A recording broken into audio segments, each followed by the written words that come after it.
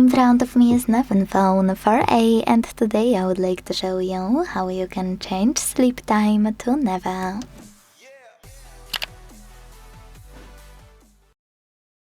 First of all, you need to open Play Store and download free app called Caffeine Keep Screen On from this developer.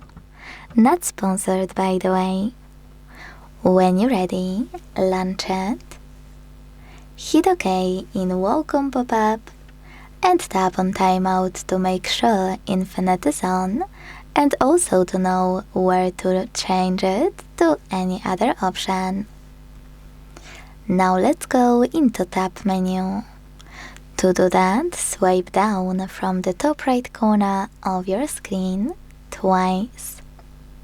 Then tap on this pen at the bottom right corner of this section. Scroll and look for Caffeine shortcut. Once you do, hold it, drag it wherever you wish. Sorry, I don't have place, I have to remove, for example, this one, and then drag it. And when you finished, just go back. Now tap on Caffeine shortcut. And when it's white, that means that Infinite Sleep Time is on.